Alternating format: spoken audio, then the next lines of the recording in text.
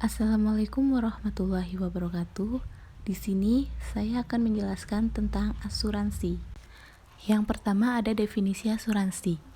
Menurut Undang-Undang Nomor 40 Tahun 2014, asuransi adalah perjanjian antara perusahaan asuransi dan pemegang polis yang menjadi dasar bagi penerimaan premi oleh perusahaan tersebut sebagai imbalan untuk yang pertama, memberikan pergantian kepada pemegang polis karena kerugian, kerusakan, biaya yang timbul, kehilangan keuntungan, atau tanggung jawab hukum kepada pihak ketiga yang mungkin diderita pemegang polis karena terjadinya suatu peristiwa yang tidak pasti. Atau yang kedua, memberikan pembayaran yang didasarkan pada meninggalnya pemegang polis atau pembayaran yang didasarkan pada hidupnya pemegang polis dengan manfaat yang besarnya telah ditetapkan dan atau didasarkan pada hasil pengelolaan dana oleh perusahaan. Adapun fungsi utama asuransi. Yang pertama, risk transfer dapat diartikan sebagai mekanisme pengalihan risiko asuransi yang tidak pasti terjadinya dan dapat menimbulkan kerugian. Individu atau badan usaha dapat mengalihkan risiko asuransi.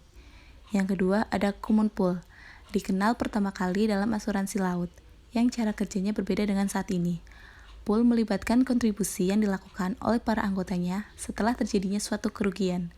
Saat ini, kontribusi premi ditetapkan pada saat awal kontrak dalam bentuk premi asuransi.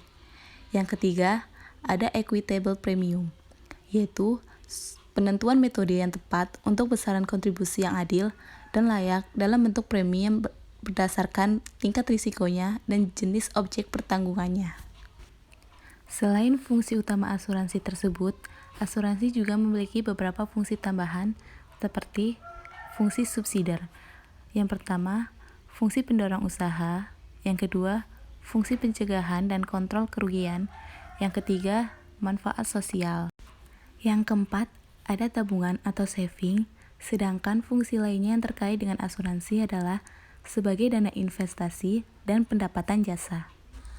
Kemudian, ada 6 macam prinsip dasar yang harus dipenuhi dalam asuransi, yaitu pertama, insurable interest, yaitu hak untuk mengasuransikan yang timbul dari suatu hubungan keuangan antara tertanggung dengan yang diasuransikan dan diakui secara hukum.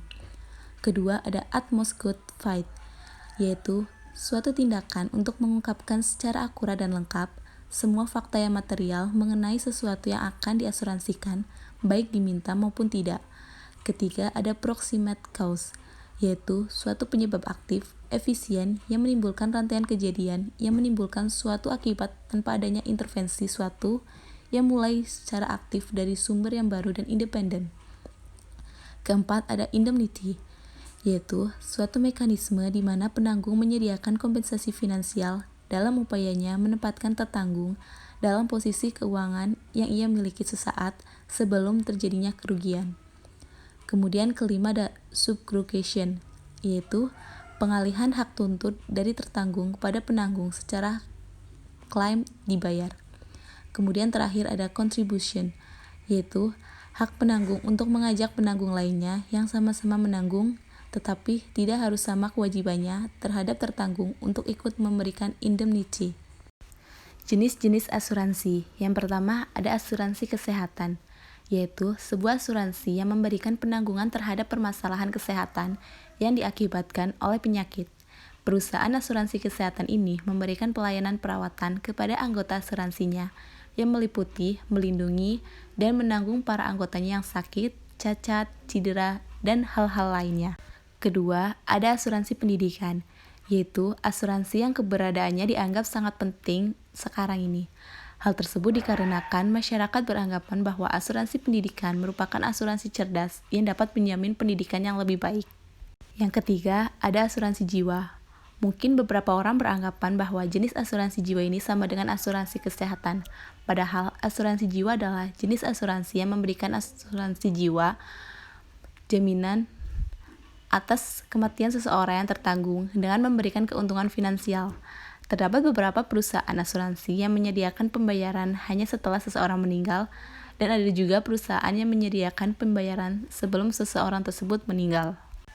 Yang keempat adalah asuransi kendaraan, yaitu jenis asuransi yang memberikan layanan asuransi terhadap kendaraan yang mengalami kerusakan, kehilangan, dan lain sebagainya.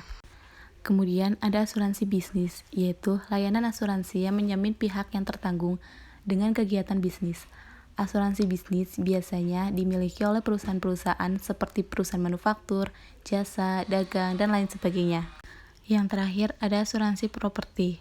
Asuransi jenis ini umumnya memberikan pelayanan terhadap perlindungan pemilik rumah dari resiko seperti properti pribadi, kerusakan tempat tinggal seperti kebakaran, dan kerusakan pada barang pribadi lainnya. Adapun karakteristik kontrak asuransi. Yang pertama, ada aleatory contract, yaitu nilai kontrak bagi masing-masing pihak tidak perlu sama. Kedua, ada adhesion contract. Segala ketidakjelasan atau keraguan dalam kontrak akan dijelaskan maknanya oleh drafter. Ketiga, ada conditional contract. Tertanggung harus melakukan tindakan tertentu dahulu sebelum penanggung melakukan kewajibannya. Terakhir, ada unilateral contract. Hanya satu pihak yang membuat janji dan harus dipenuhi secara hukum. Dalam asuransi juga terdapat asuransi syariah. Kenapa ada asuransi syariah? Karena asuransi syariah dimaksudkan untuk menghilangkan unsur-unsur sebagai berikut. Yang pertama ada horor ketidakpastian yang timbul dalam keadaan berikut. Intangible atau jual beli barang atau jasa yang tidak terwujud saat transaksi. Kemudian ada undelivered atau jual beli barang atau jasa yang ada wujudnya tetapi tidak dapat diserah terimakan. Terakhir, uncertainty atau jual beli barang atau jasa yang ada wujudnya dapat diserah terimakan, akan tetapi kuantitas dan kualitasnya serta waktu serah terimanya tidak dapat ditentukan atau tidak diketahui. Yang kedua ada mindshare atau judi, yaitu ada ketidakseimbangan antara pengorbanan dan hasil. Zero sum game bahkan bisa negatif sum game. Ketiga, riba, yaitu tambahan atas pinjaman atau pertukaran. Yang terakhir ada pengelolaan risiko syariah. Ada berbagai risiko finansial di antara peserta. Kedua, pool of fund atau pengumpulan dana. Ketiga, perusahaan asuransi bertindak sebagai operator atau admin. Keempat, ujroh atau pendapatan. Sekian presentasi dari saya, kurang lebihnya mohon maaf. Wassalamualaikum warahmatullahi wabarakatuh.